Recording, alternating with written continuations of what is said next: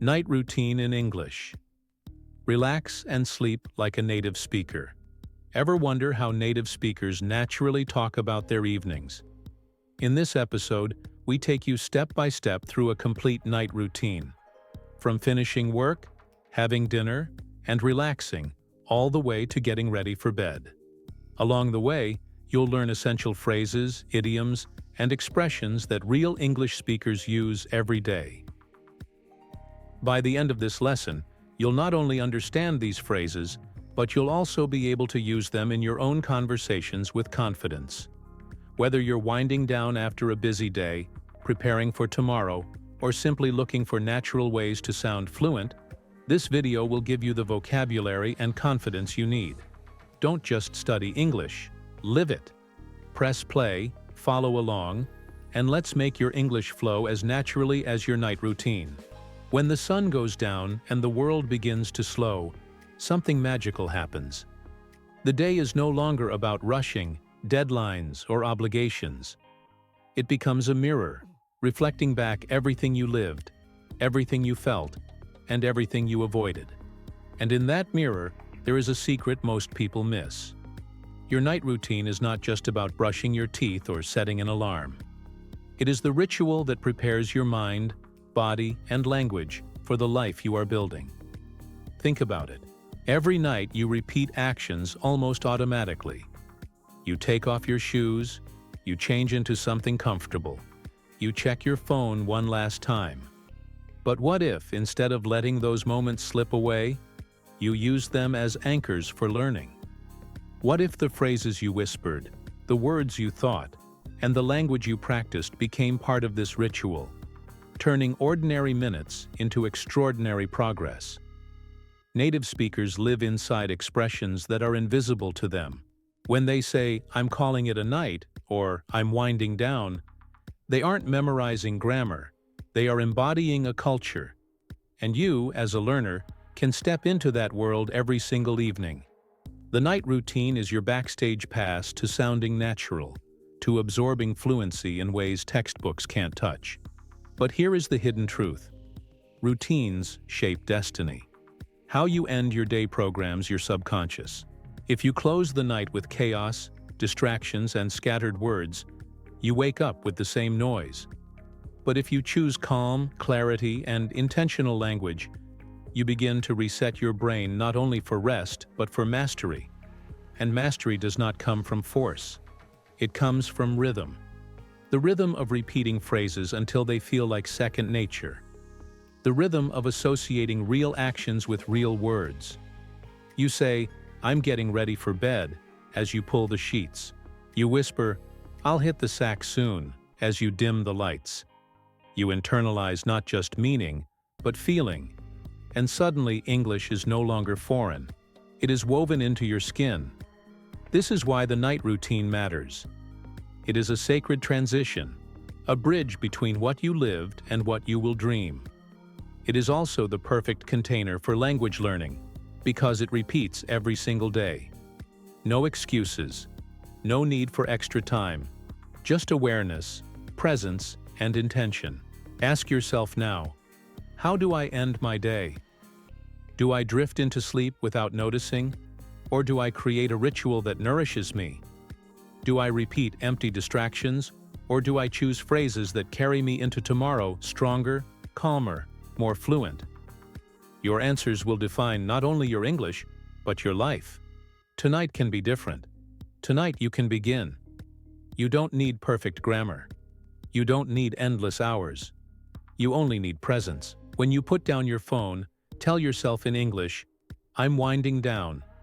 When you set your alarm, remind yourself, "Tomorrow starts now." When you close your eyes, let the phrase, "I'm calling it a night," become your mantra. Slowly, without pressure, you will notice the shift. You will not just speak English, you will live it. And once you understand this hidden power, the rest of your routine becomes alive with meaning. From the moment you leave work to the moment you fall asleep, every action is an opportunity. Every phrase a step closer to fluency. This is not about studying harder. It is about living smarter. And your night routine is where it all begins. The moment the workday ends is more than just a clock striking 6. It is a crossing, an invisible threshold where the energy of the day collides with the stillness of the night. In that fragile moment you shift roles, identities, even languages. At work you may be formal, structured, disciplined. The words you choose reflect professionalism, efficiency, hierarchy. But once the day dissolves into evening, a transformation begins. The phrases soften, the vocabulary relaxes, the tone of voice bends into something personal, intimate, authentic. Think of this transition as a kind of doorway. When you walk through it, you leave behind the performance of the outside world and enter into the private theater of your own life. And here is where English becomes alive in a different way. Native speakers unconsciously switch codes. At work they say, "I'll send you the document by the end of the day." But when they meet a friend on the way home, they simply say, "Let's grab a bite." In the office they write, "Please find attached." But in the evening they text, "Want to hang out?" Same language, but two worlds, two energies. As a learner, you have the chance to embody this shift consciously. You can train yourself to notice how language reflects state of mind. When the day ends and the night begins, your English should not be stiff and mechanical.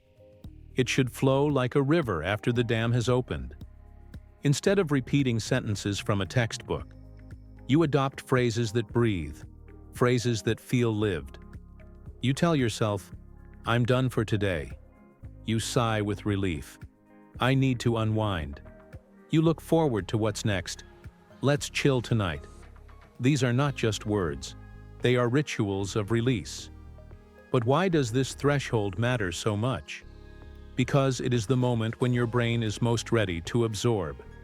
The adrenaline of the day begins to fade, and with it comes a kind of openness, a window where you can imprint new language patterns deeply. Just as the body remembers the relief of taking off tight shoes, the mind remembers the release of words that match the feeling of freedom. If you repeat those words at the right time, they fuse with the sensation, and soon they become second nature. Ask yourself, how do you describe that moment after work in your own language? Do you have a single phrase that captures the liberation of stepping outside, the cool air on your face, the weight of responsibilities slipping away? In English, there are many. I'm clocking out. I'm heading home. I'm calling it a day. Each one is more than a phrase. It is a key, unlocking a mindset. When you adopt them, you don't just learn to translate. You learn to live in English. Crossing from day to night is not just physical. It is emotional. The stress of the workplace still lingers in your shoulders, in your thoughts, in your heartbeat. But with the right language, you can command yourself into a different state. By saying, "That's enough for today," you mark a boundary. By whispering, "Time to relax," you give yourself permission. Words are not passive descriptions, they are active instructions. And the more you practice them in English, the more you connect your mind with a new rhythm of life. This is why this threshold is sacred. It teaches you that language is not separate from life. It is stitched into your transitions, woven into the fabric of your daily rituals. And as you master these small, natural expressions, you master not just fluency, but presence. You discover that English can guide your emotions, can reshape your evenings, can turn ordinary moments into acts of consciousness. So the next time you step out of work, imagine you are crossing more than a doorway. Imagine you are crossing into a new identity. In the daytime, you survive. At night, you reclaim yourself.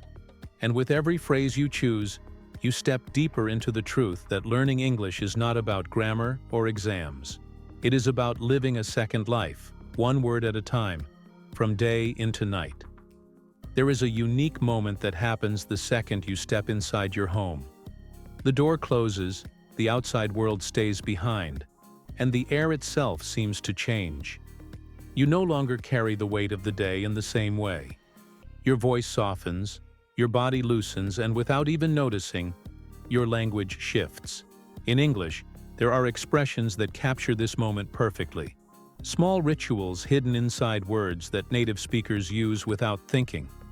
Learning them is not just about vocabulary. It is about reclaiming yourself each evening with intention. Imagine the first thing you do when you walk in. You drop your bag by the door. In English, you might say, "I just threw my bag down." You kick off your shoes, and with a sigh of relief you say, "I'm finally home." These aren't textbook phrases. They are lived experiences. They carry the sensation of release, the private freedom that only exists when you are back in your own space. Notice how simple they are. Short, direct, intimate. They are not built to impress, they are built to express. And what happens next? You change into something comfortable. In English, you might say, "I slipped into my pajamas," or "I changed into my comfies." Hey, this is not just about clothes. It is about shedding the roles you had to play all day. The suit, the uniform, the office clothes, they belong to the outside. Here, in your home, you put on comfort and honesty. You put on words that belong to you. And by repeating them in English, you connect the language to this sensation of safety. Think about the way native speakers use casual expressions to mark this moment. They don't say, "I arrived at my residence." They say, "I made it home." They don't say, "I am now in a state of rest." They say, "I'm just chilling." These phrases are doors into another world. When you use them, you are not just learning English. You are stepping into the private rhythm of another culture, where language mirrors feeling, not rules. And here is the secret. Your home is the perfect classroom. No pressure, no audience, no deadlines. Just you, your actions, and your words. Every evening is an opportunity to link your real life with natural English. When you hang up your coat, whisper, "I just hung it up." When you drop your keys, say, "I tossed them on the table." When you collapse onto the couch, laugh and say, "I flopped down." These little rituals become powerful anchors. You no longer memorize English. You embody it. But there is more. Arriving home is not just a physical act. It is an emotional shift. You are telling yourself, "I'm safe now." You are allowing your body to breathe again. And English has words for this too. To unwind, to decompress, to let go. Each of these phrases is like an exhale, an invitation to release the tightness of the day. When you use them at the right time, they don't just describe your experience, they shape it. They teach your mind to relax. They train your heart to slow. Ask yourself, how do you usually describe that feeling of finally being home? Do you even notice it? Or do you rush into the next distraction? In English, there is power in naming. The moment you say, "I'm winding down," your body believes it. The moment you say, "I'm calling it a night," your mind accepts closure. Words are not neutral. They are rituals of release. So tonight, pay attention. When you walk through your door, notice the shift. Notice how the day falls away. And try to capture it in English. Don't force it. Don't translate. Just let the words emerge naturally with the action. Each evening you do this, you stitch English deeper into your life, and slowly, the boundary between language and living disappears. Arriving home is more than a habit. It is a daily rebirth. And in English, you now have the tools to claim it fully. Every phrase is a reminder. This is your space. This is your rhythm. This is your freedom. When the evening settles and you step into the kitchen, it may seem like the next part of your routine is simply about eating. You prepare dinner, you order takeout, or maybe you just heat up leftovers. But the truth is, this moment carries a meaning far deeper than filling your stomach. Dinner time is nourishment, not only for the body but for the soul, for relationships, for identity. And in English, the words used to describe this act reveal how people think about life itself. Learning them opens a door not only to new phrases, but to new ways of feeling and belonging. Think for a moment how natives talk about dinner. They don't always say, "I am going to consume a meal." They say, "Let's grab a bite." They say, "I'll fix something quick." They say, "We're having leftovers tonight." The language is casual, alive, and flexible. Each phrase reflects a lifestyle, a mood, an attitude. Grab a bite carries speed, urgency, informality. Sit down for dinner carries weight, family, connection. Words here are more than functional. They paint a picture of how the moment feels. But nourishment is not just about the plate. It is about who you share it with. In English, there are countless small expressions that reveal the culture of connection. Let's catch up over dinner. Come to the table. Pass the salt. Simple phrases, yet they hold centuries of tradition. To invite someone to eat with you is to invite them into your circle, your trust. When you learn to say these words naturally, you are not just practicing English. You are stepping into the intimacy of daily life. Now reflect on your own nights. Do you eat alone or with others? Do you cook or do you order? How do you describe this ritual in your own language? In English, you have the chance to give it new colors. If you cook, you might say, "I'm whipping up something for dinner." If you order, you might say, "I'm craving Chinese tonight." Notice how the words carry emotion. Whip up suggests energy, spontaneity. Craving suggests desire, indulgence. They are not neutral. They make you feel what you are saying. And nourishment goes beyond food. When someone says, "Let's have a heart-to-heart over dinner," they mean the meal is a background, but the real feast is in the conversation. The table becomes a stage where stories are shared, where problems are solved, where bonds are built. In English, this is captured by phrases like breaking bread together or family dinner. They imply that eating is more than survival. It is communion. Even when alone, dinner time is a chance to nourish yourself with presence. Imagine sitting quietly, telling yourself in English, "I'm treating myself tonight." Or maybe, "I'm taking it easy, just making a sandwich." These words comfort. They validate. They make the ordinary ritual feel seen. You are not just eating. You are caring for yourself. The language of food at night also reflects balance. After a long day, some say, "I'm starving," exaggerating hunger. Others say, "I'll just nibble on something," minimizing it. These choices reveal personality, culture, even humor. By practicing them, you don't only gain vocabulary, you gain the ability to express yourself with nuance. You can show your mood through the way you talk about dinner, just as natives do without thinking. Ask yourself, when was the last time you paid attention to the words you use at the table? Did you rush through them, or did you notice the beauty in their simplicity? In English, dinner is never just dinner.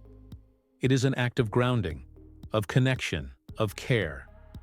By making it part of your night routine, and by naming it with the right words, you transform it into nourishment beyond food. So tonight, whether you sit with friends, with family, or by yourself, try to bring English into this moment. Say to yourself, "I'm sitting down to eat." Say to someone else, "Let's grab a bite together." Feel how these words change the energy. They remind you that language is not just about communication. It is about life. And your night routine, through food and beyond, is where it comes alive. There comes a point in the evening when the world outside keeps spinning. But inside your home, time begins to stretch differently. The urgency of the day fades. The clock loses its sharpness, and your body quietly whispers that it is time to slow down. This is not only a physical need, it is a mental and emotional ritual. And in English, the way people describe this moment reveals entire worlds of meaning. They don't just say they relax. They use words and phrases that embody release, comfort, and presence. Think about it.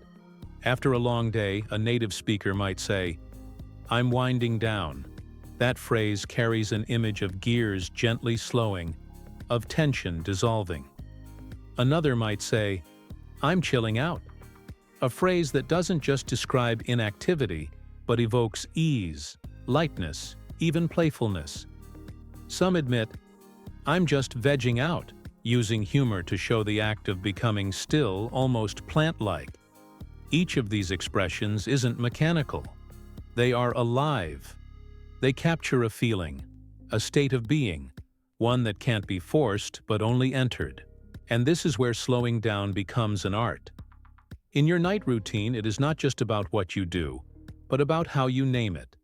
If you scroll through your phone but tell yourself, "I'm decompressing," the act feels intentional, even restorative. If you decide to lie on the couch and say, "I'm taking it easy," you validate the choice. You allow yourself to be human. Words give permission. Words create rhythm. In English, these small phrases give shape to the invisible process of slowing down.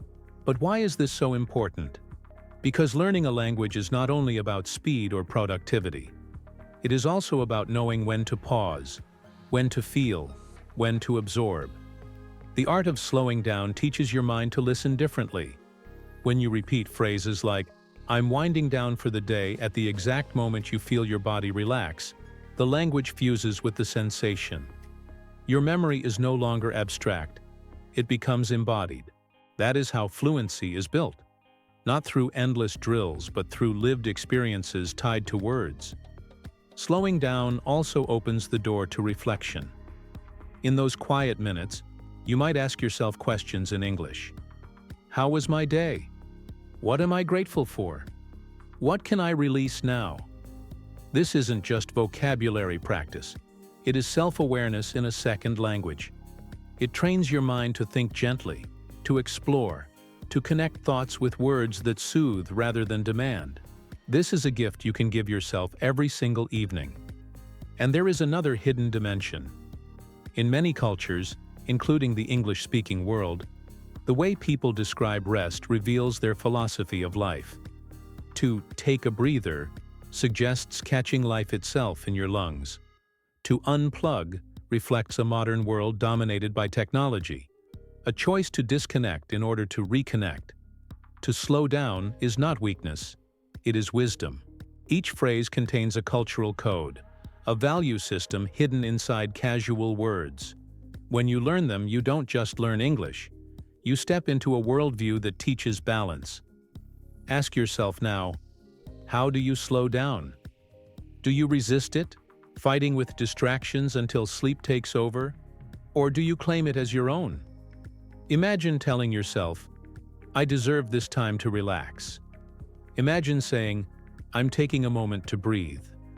These are not small phrases. They are acts of self-compassion.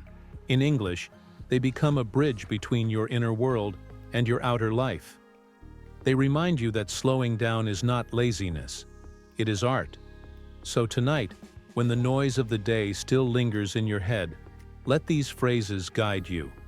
Say, "I'm winding down." Whisper, "I'm chilling out." Laugh softly, "I'm vegging out." Feel how the words carry you, how they transform an ordinary evening into a sanctuary. Because the art of slowing down is not something you schedule. It is something you live. And in English, you now have the language to live it fully. Every night contains a secret negotiation between who you were today and who you hope to be tomorrow. This moment is easy to overlook because it hides in ordinary tasks: laying out clothes, packing a bag, setting an alarm. Yet beneath the surface, these actions carry deep meaning. They are not just about order, they are about trust.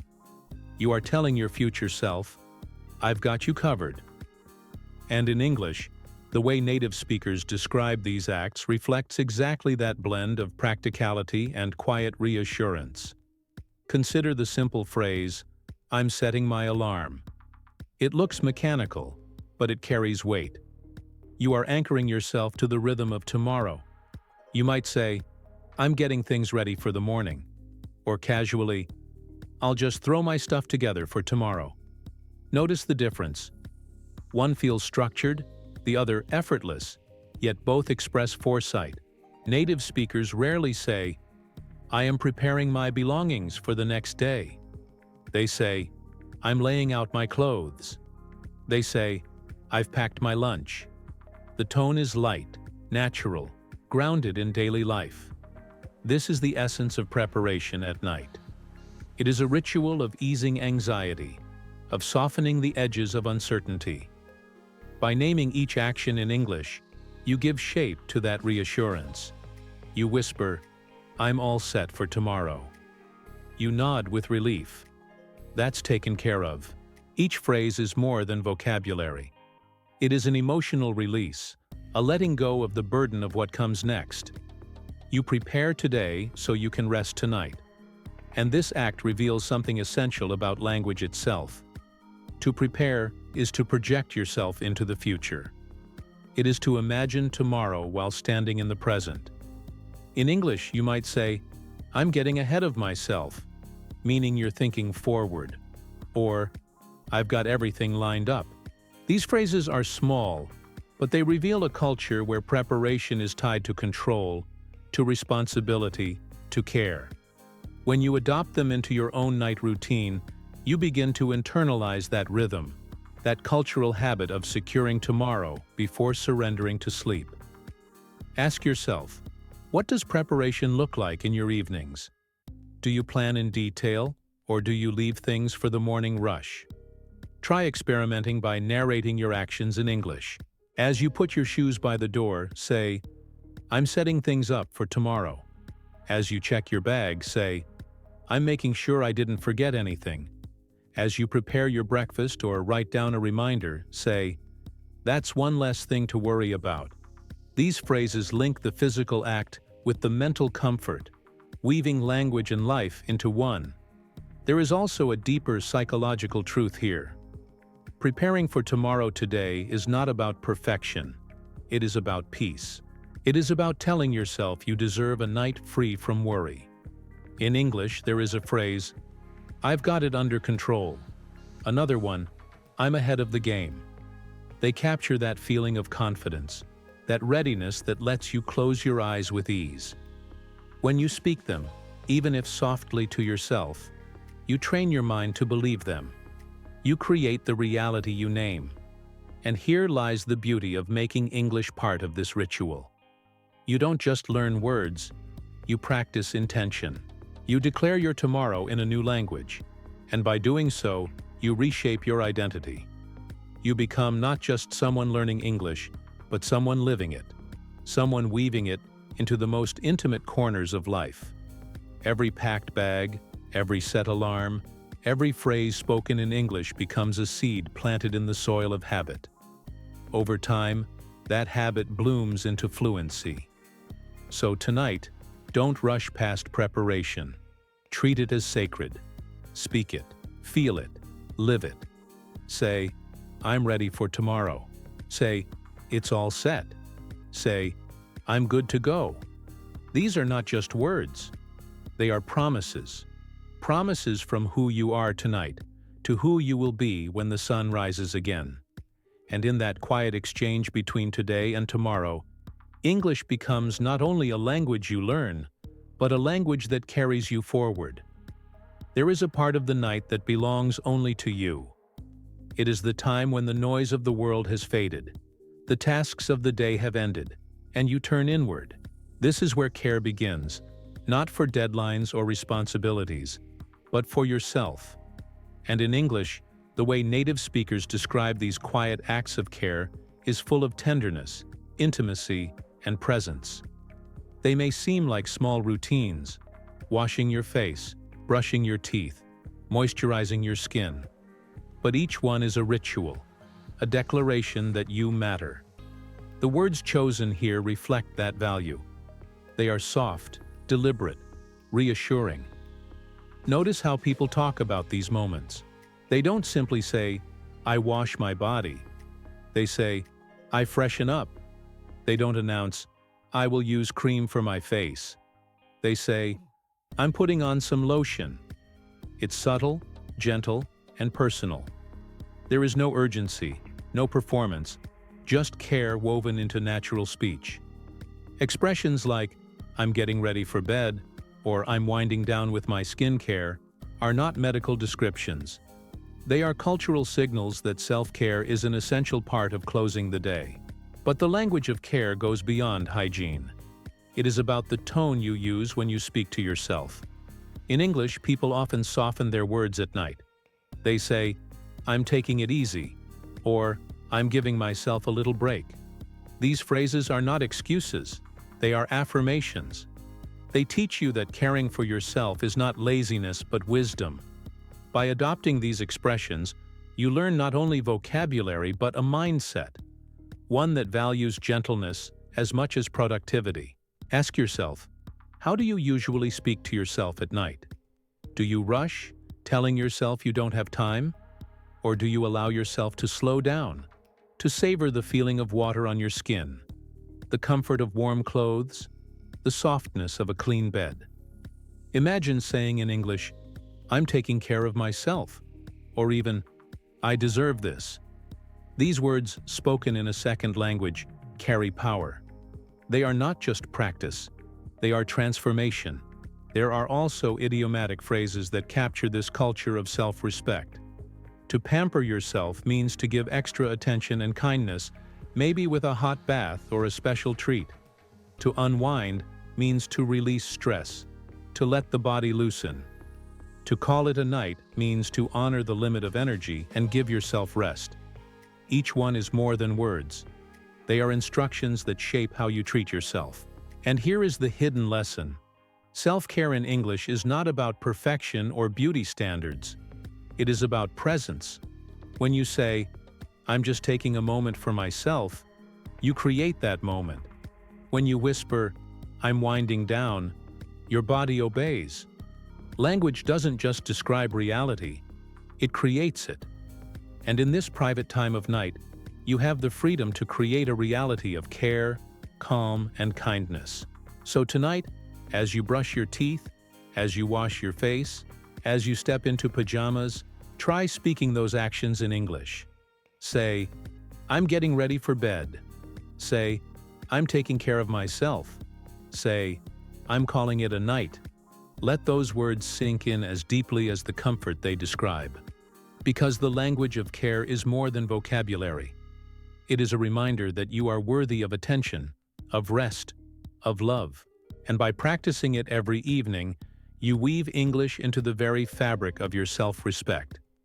There is a moment in every night routine when sound begins to disappear. The traffic outside grows distant, conversations quiet down, even the hum of the television fades into nothing. This is the threshold of silence, a space that feels fragile yet powerful. Crossing it is not just about the absence of noise, but about the presence of stillness. And in English, there are words and expressions that capture this transition with surprising precision. Learning them allows you to inhabit silence not as emptiness, but as fullness. Think of the phrases natives use when the world becomes quiet. Someone might say, "It's so peaceful right now."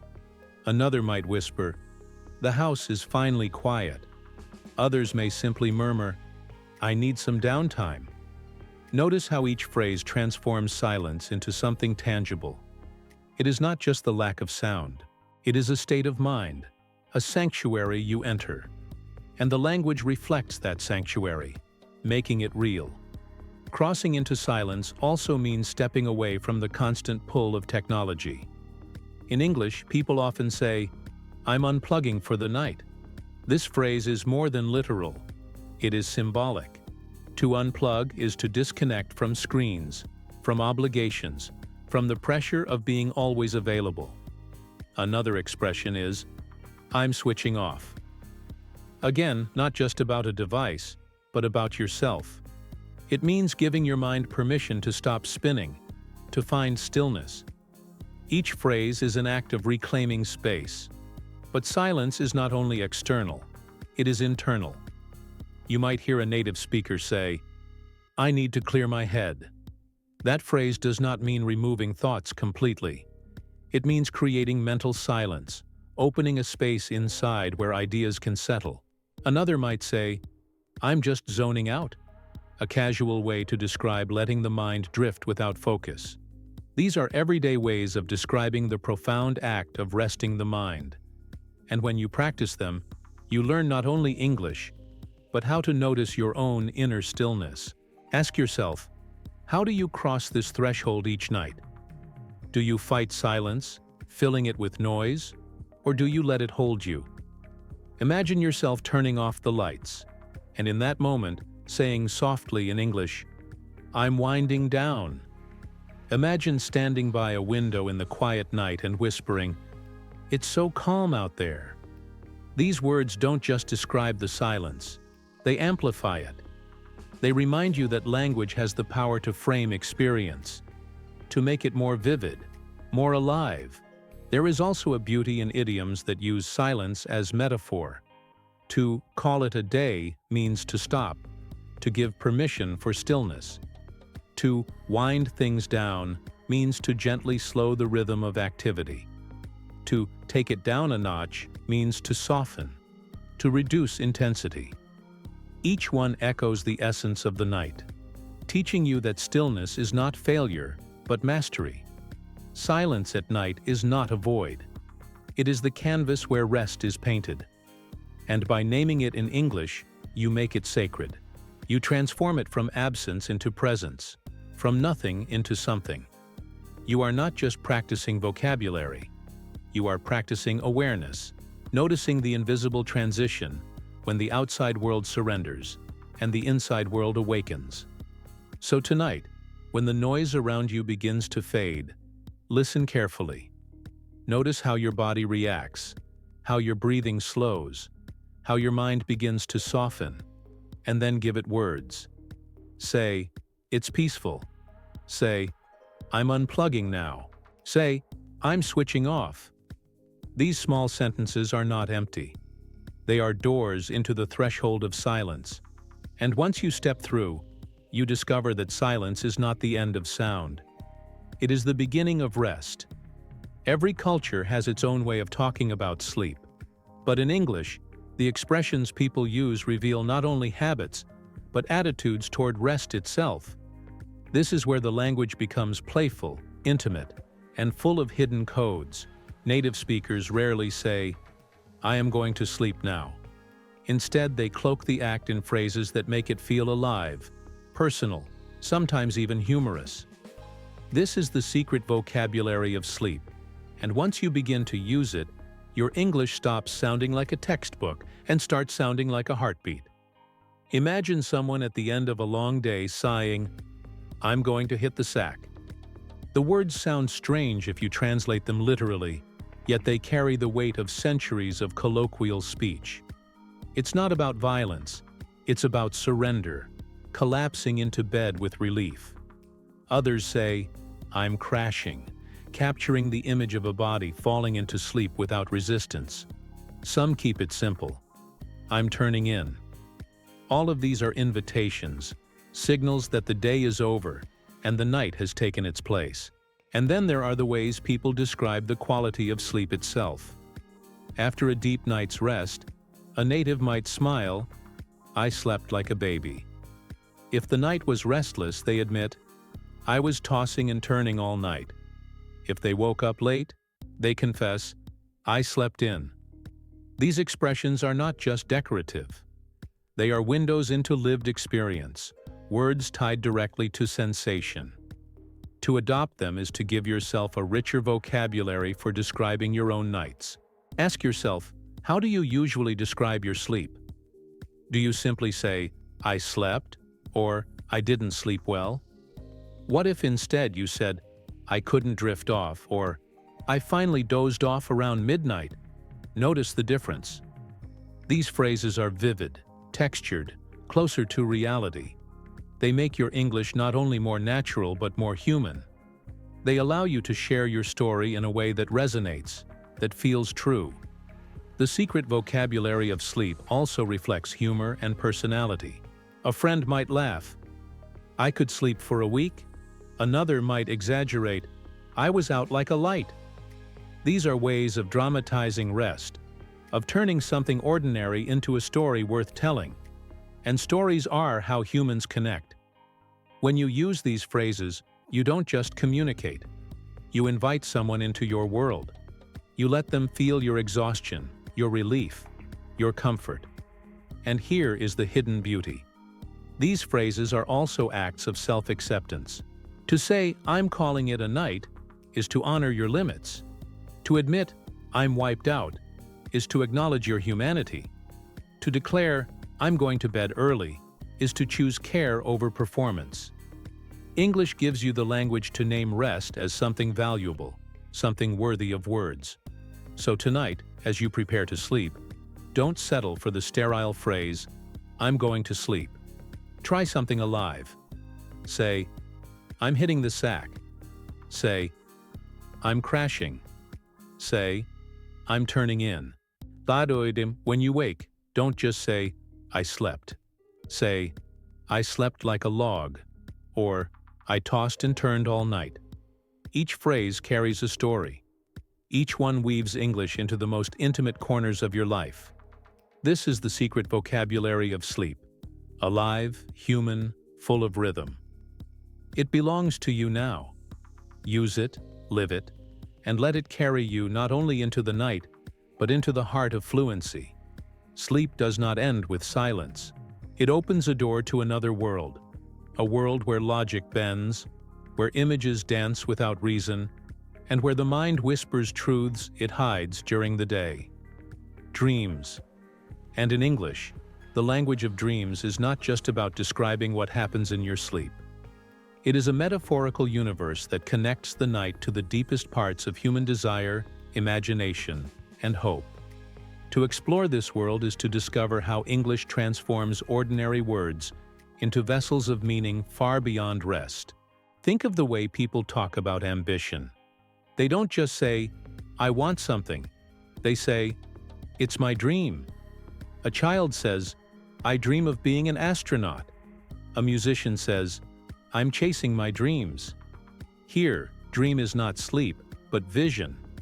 The night becomes a metaphor for the future, for the unreachable, for the beauty of wanting something more than survival. When you learn to use English in this way, you learn not just vocabulary, but poetry. And then there is the darker side. Someone might sigh, "It was a nightmare." Not just a description of a bad dream, but a way of naming chaos in real life. A delayed flight becomes a nightmare. A failed project becomes a nightmare. The word crosses the line between imagination and reality, showing how language fuses both worlds. Another might say, "That idea is just a dream," meaning it's too far, too impossible. Again, dream becomes metaphor, shaping how we frame possibility and impossibility. But English also captures the in-between. Daydreaming. A phrase that does not belong to night at all, but to moments when the mind drifts while awake. To say, "I was daydreaming in class," is to confess to escaping reality for a moment.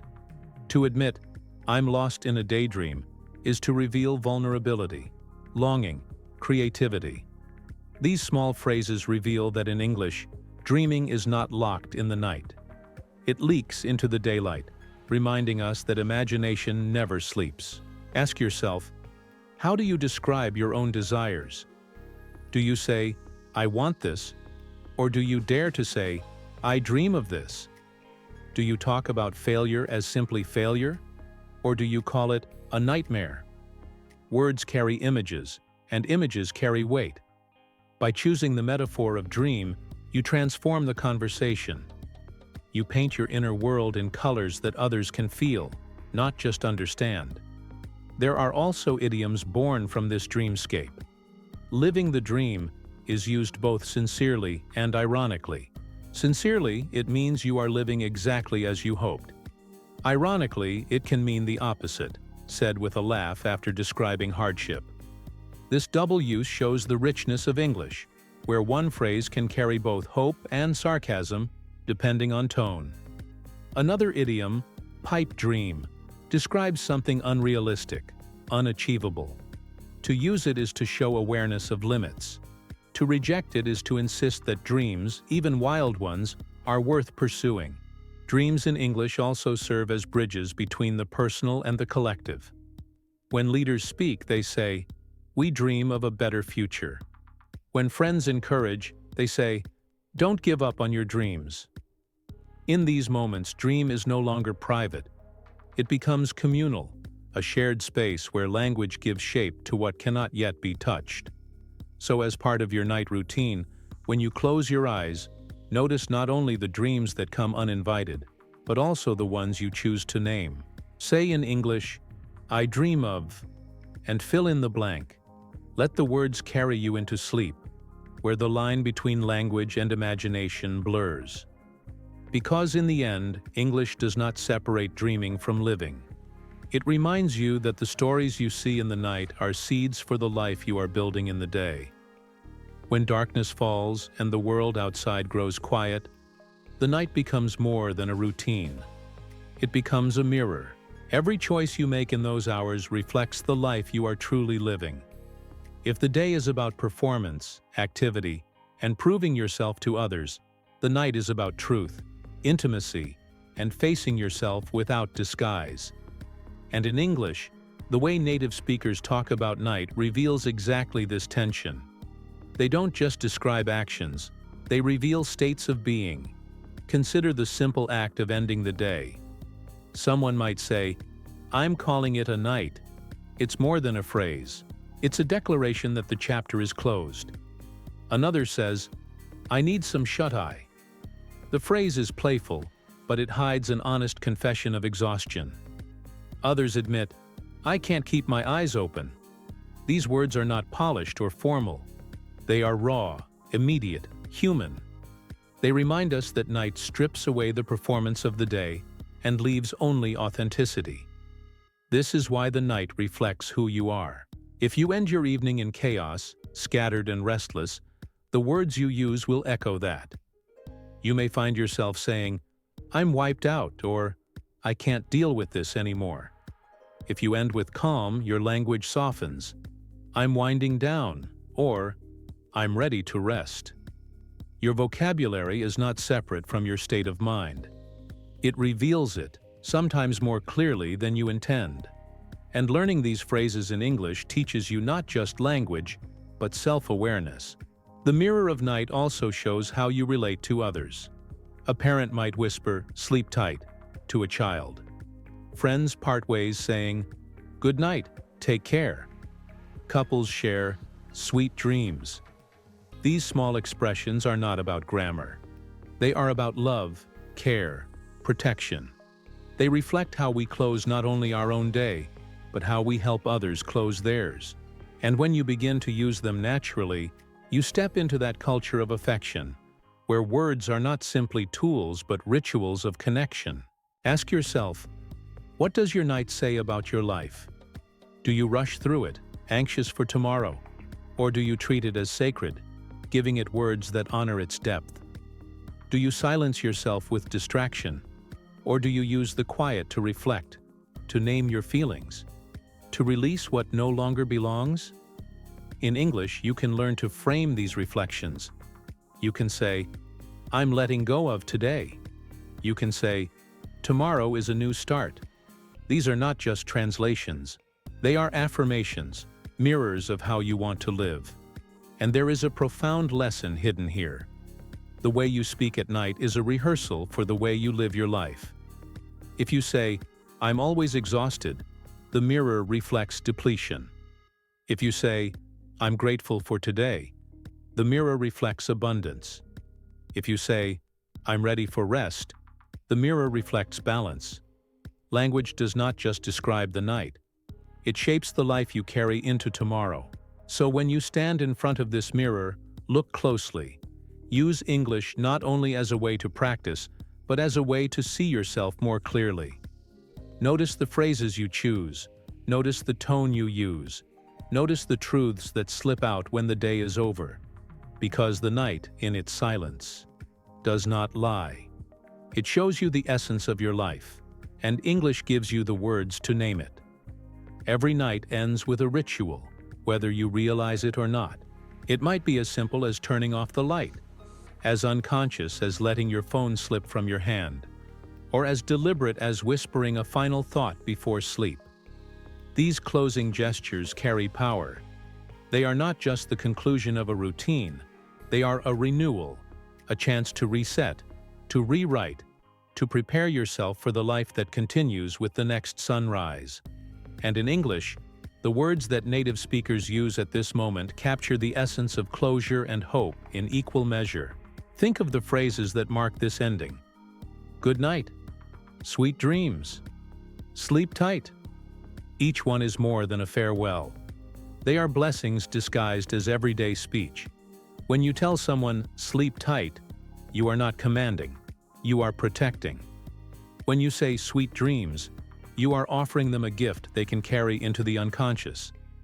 Even the simplicity of good night is not just polite. It is recognition. It is acknowledgement that the day has ended, and that rest is sacred. And yet this ritual is not only for others, it is also for yourself. You might say, I'm calling it a night. With those words, you release the burdens you've carried. You set down the unfinished tasks. You allow imperfection.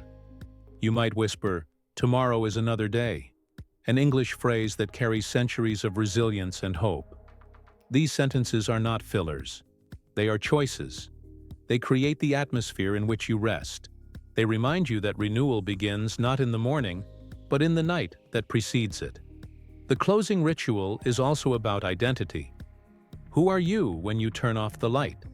Are you still the worker, the student, the provider, or do you let yourself simply be human, stripped of roles and expectations? In English, to say, I'm turning in, is to claim that right. To say, I need some shut-eye, is to laugh gently at your own fatigue. These phrases bring humanity back into language, cutting through the performance of the day. They tell the truth in simple, natural words. Ask yourself, how do you close your nights? Do you collapse into sleep without noticing? Or do you mark the transition with words that matter? What if tonight, instead of silence, you chose a phrase in English as your closing ritual? Imagine whispering, I'm ready to rest. Imagine telling yourself, I've done enough for today. Imagine offering yourself the kindness of, good night. These are not small gestures. They are anchors, shaping how you enter the mysterious world of dreams and how you rise into tomorrow. Because here lies the deepest truth. Every night is not an ending. It is a beginning disguised as darkness. The language you choose at this threshold is a spell you cast on your own mind. Speak stress, and you carry stress into your sleep. Speak peace, and you wake renewed. English gives you countless ways to choose peace, to choose renewal, to choose yourself. And if you make it part of your nightly ritual, you will find that your fluency grows alongside your life. The phrases become habits. The habits become character. The character becomes destiny. So tonight, when you reach the end of your routine, don't let it slip away unnoticed. Create your closing ritual. Claim it in English. Honor it as the mirror of renewal. Say the words that comfort you, words that release the day and invite tomorrow. And as you close your eyes, let the final phrase echo softly in your mind. Good night. For in that simple phrase lies the secret. Language is not only learned, it is lived. And the night, in all its stillness, is your proof that every ending carries the seed of a new beginning.